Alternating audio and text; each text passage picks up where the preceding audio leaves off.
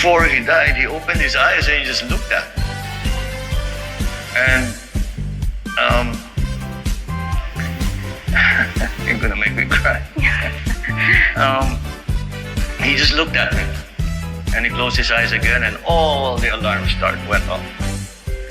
All the machines started beeping, and then all the nurses came in, all the doctors came in. We were hustled out of the room, and that was it. So there were no last words, but There was that last look. there was that last look that I will never forget. And God, look what you're doing. People will think I'm a crybaby.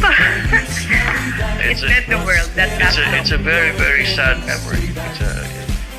And sad and happy at the same time because at least meron siyang last na connection with me, with us. I could see he really looked. And he knew who I was, and he knew that perhaps he was going.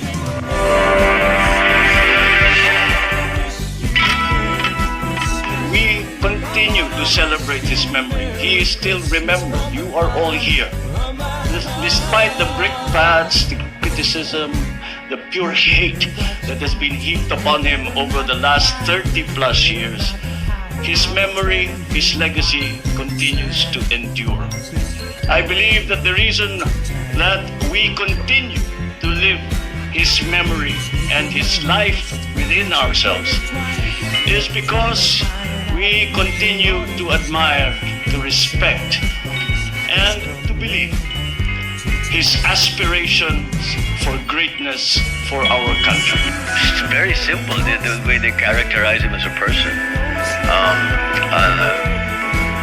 Of course, it's inevitable that the son will see a side to a father that nobody else sees.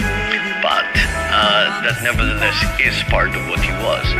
And somehow our detractors, the people that are against the family, my father particularly, choose to ignore the other aspects. So it is a very incomplete and actually in many cases just a erroneous and completely invented version of my father that they try to put forward. So but I guess, it is understandable. It's political propaganda. It's not about facts. It's not about reality. It's about whatever message of the day to further the cause of anti-Marcos sentiment. And in spite of what happened to your dad towards the end of his presidency, you decided to get into politics yourself. For what reason? I don't know that I decided. I think that I sort of ended up there. Because I've said this 1,000 times, I was studiously avoiding politics. When I was in my 20s, I said, I really, really do not want to enter politics. But the way things turned out, circumstances being what they are, when we returned from the United States, after the exile in the United States, that was the thing that needed to be attended to, was the political aspect of our lives. And so from then on, I just kept going. To protect your family. Yeah, that was the only way. Your Christmas during your childhood with the former president Ferdinand Marcos. Yeah. Can you describe how that was like? What are your fondest memories with him? Yeah, I was thinking about that before coming in. I have lots of very fun Christmas memories, but not in particular with my dad. It's pretty sad actually, because my dad was always very busy. Christmas was a very, very busy time for my family because of the commitments that had to be made. I mean, Christmas time is a very important time for Filipinos, and you are expected to participate in all of these events. So there was very little time actually for the family.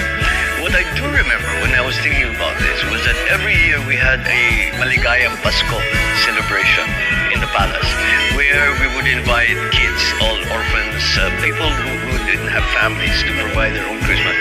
And it was the whole day would be in the palace. There would be magic shows. There would be like a carnival in the palace, and then we'd give presents to these kids, and that we did as a family all together. And that I always remember that, because when you see these kids' faces, first you start off, these kids are not going to have a Christmas. They don't have a family. They don't have, their parents are gone. They don't have relatives who are looking after them. So they're in some home somewhere. They won't really have a proper Christmas. And then they come. And the faces, the one with the ice cream on one side, candy on the other, and then watching this magic show, and then the smiles on these people's face, and the smile that when you give them, and the presents, just little. I'm starting to get misty thinking about it because you really want. That was great fun. That was great fun. I made lots of new friends every year with that. That's awesome. Yeah, that was the great part of Christmas for me. That's awesome. What is the greatest thing your dad ever taught you? My dad ever taught me. Life lesson. Well, there's so many. I suppose in what he always said is the one thing that you need if you're going to enter public life is patience. I always said that doesn't make any sense because you have to be kind of pushy and He says, no, you work very hard for what you want. But understand that you have to let things develop. You cannot. There are certain aspects to public life that cannot be forced, cannot be hurried, and you have to wait for people sometimes to catch up to what you're trying to do, and you have to be patient. But it's usually well rewarded. Patience is usually well rewarded. So that was something that for me was a little bit out of left field because I thought that's contrary to. I should push. I should really force the issue with it. And then for him, he was very, very aggressive and very, very hands-on.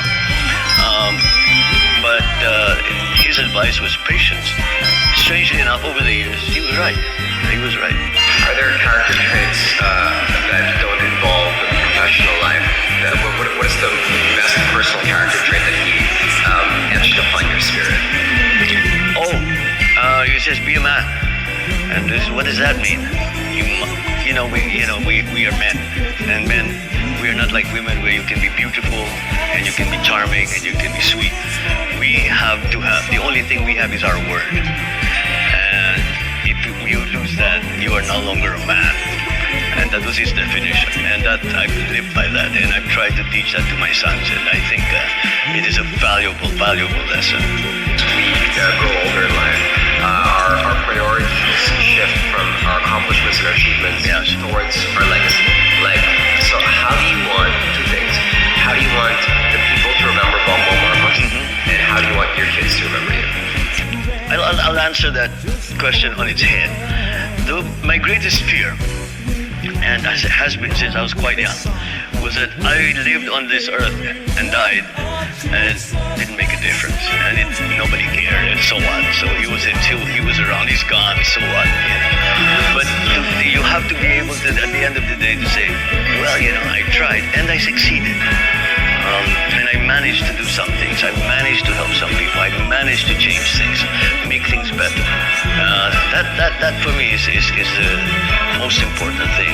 And again, that reflects that same attitude that you cannot be thinking of yourself all the time, because if that's all you do, at the end of your life you'll say, well, I made myself happy. That's nothing. I made lots and lots of people happy. I made their lives better. I changed from miserable existence to something that has hope, something